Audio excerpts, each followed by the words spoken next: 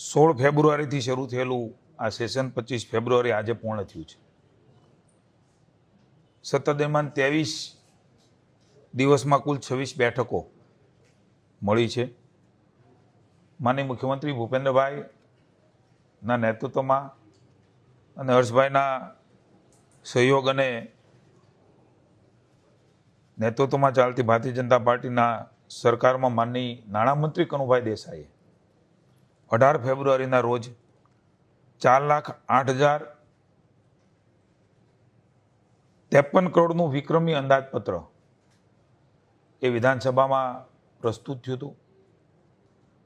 માનનીય મોદી સાહેબના વિકસિત ભારત 2047ના વિઝનને સાકાર કરતું આ સર્વગ્રાહી અને સર્વસમાવેશી બજેટ એ પારિત થયું છે. ઐતિહાસિક વિધાનસભાનું ગ્રહ અનેકવિધ ઐતિહાસિક બાબતોથી આ વખતે બજેટ સેશનની અંદર એ સાક્ષી બન્યું છે. સામાજિક સુરક્ષા, માનવ સંસાધન, આંતરમાળખાકીય સુવિધાઓ, આર્થિક પ્રવૃત્તિઓનો વિકાસ તેમજ ગ્રીન ગ્રોથ આધારિત આ સમગ્ર બજેટ 5 સ્તંભ ઉપર નક્કી થયું હતું.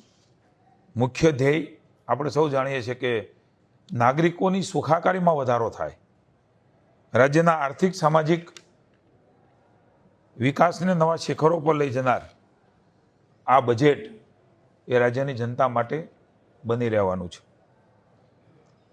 લોકશાહીનું પર્વ સમાન આ બજેટ સત્ર દરમિયાન પ્રશ્નોત્તરીઓમાં પણ 273 તારાંકિત પ્રશ્નો ગૃહમાં મુક્ત મને ચર્ચા કરી છે. આપ સૌ એના સાક્ષી બન્યા છો. મહત્વના 9 જેટલા વિધેયકો અને સુધારા વિધેયકો પણ સન્માની ગ્રહમાં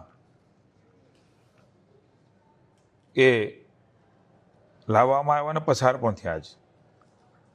સૌથી મહત્વનું યુસીસી ઐતિહાસિક ગુજરાત સમાન નાગરિક સંહિતા 2026 વિધેયક સમાન નાગરિક હક આપતું